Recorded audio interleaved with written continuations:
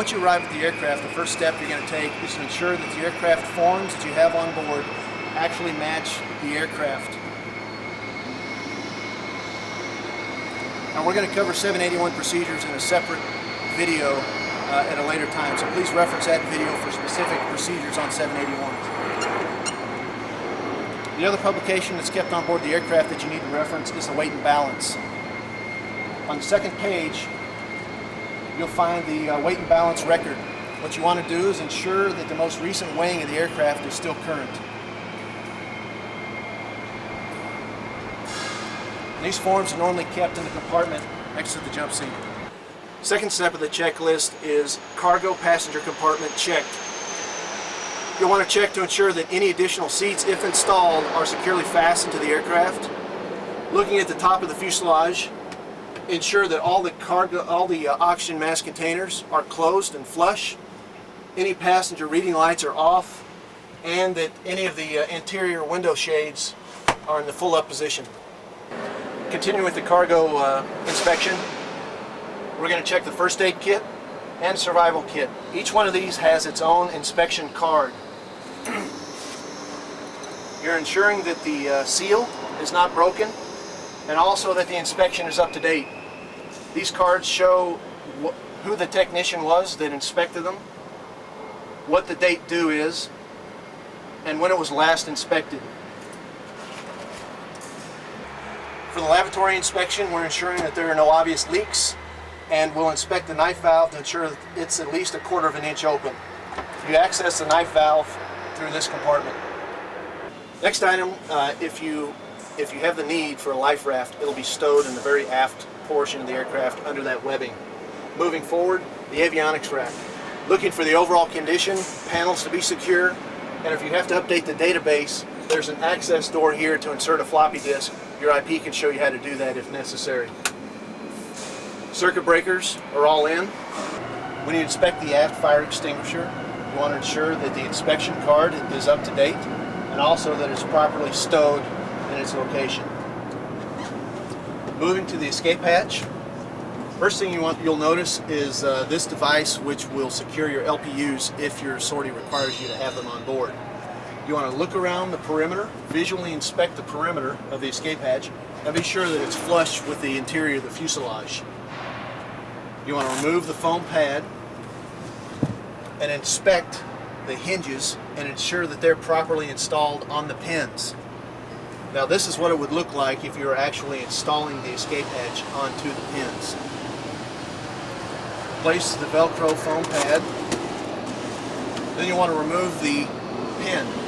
To do so, depress the button and pull, removing the pin from the hole.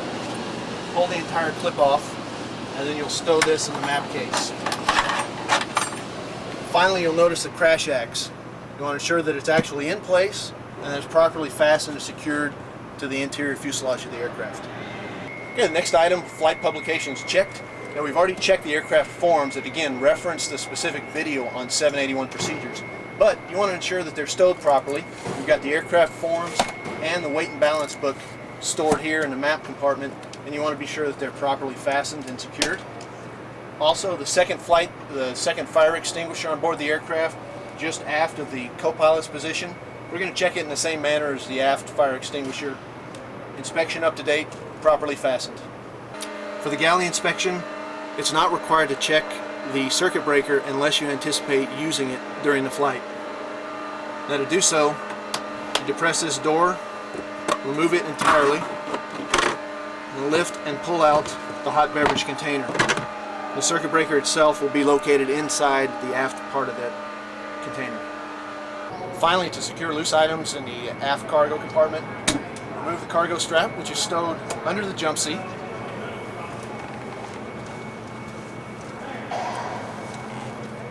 You want to run it through the handles of any of the luggage, helmet bag, any personal items that you have. Use the eyelets that are installed on the floor of the aircraft, and then just give it a quick tug. Keep things from moving around during flight. Third step on the checklist is the removal of the control lock. A pin is inserted in the forward portion of the yoke. You'll pull it out, and that will allow the mechanism to release at the base of the yoke and the rudder pedals. You want to take this and securely wrap it and stow it during the flight.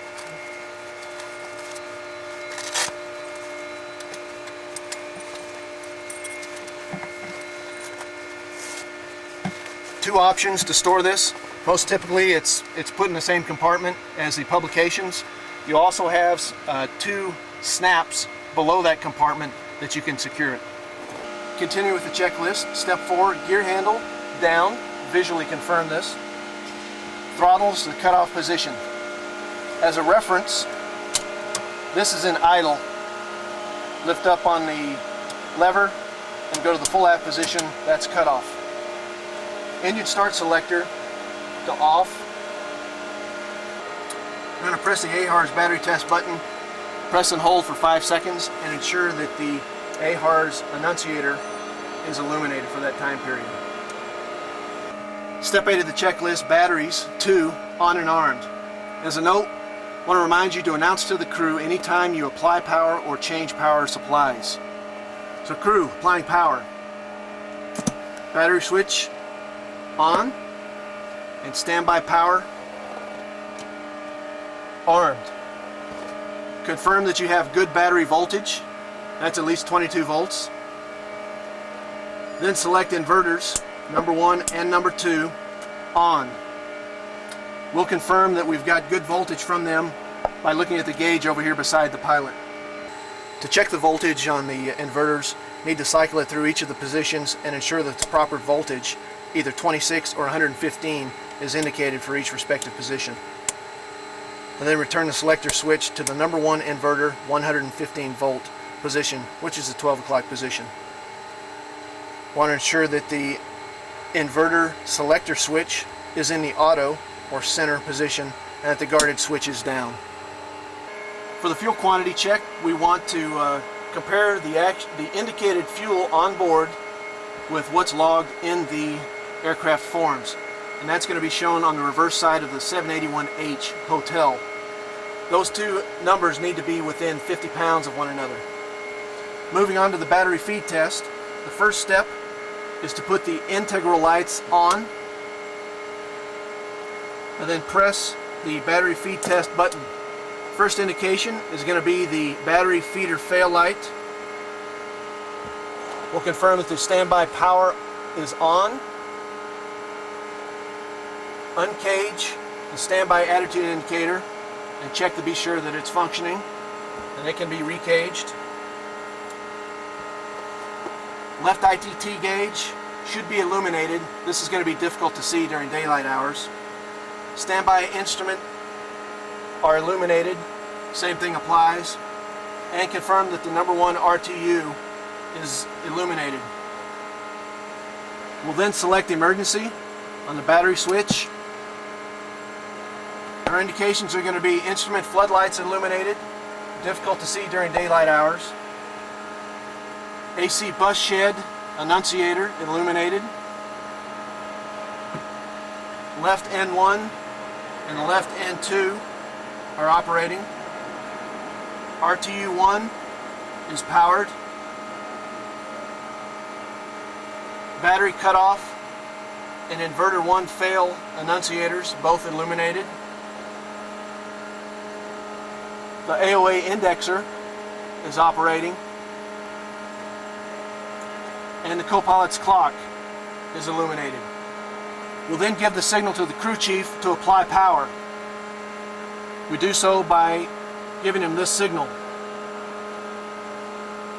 After getting a visual indication from the chief that he's applied power, we'll select on with the battery switch. Then look to see that we've got good GPU power. That's indicated by 28 volts.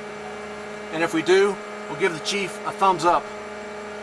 It should be mentioned here that the battery, if GPU is available, we will select on. If GPU is not available, then we'll turn both batteries off to conserve power for the battery start. Continuing, step 15, radio masters as required. And again, if GPU is available, we'll select on. Non-essential buses, are on. Aux temp control as required. Should be noted that aux heating or cooling can be used if the GPU is available and both your non-essential buses are on. There's a caution in the dash 1 before selecting aux cool. Ensure that the environmental scoop plug is removed before selecting it. Final item in the checklist is passenger briefed as required. Now if you do have passengers that day, reference your checklist, and you've actually got a checklist here to brief the passengers. We've also got guidance in our in-flight guide, and that completes the before exterior inspection.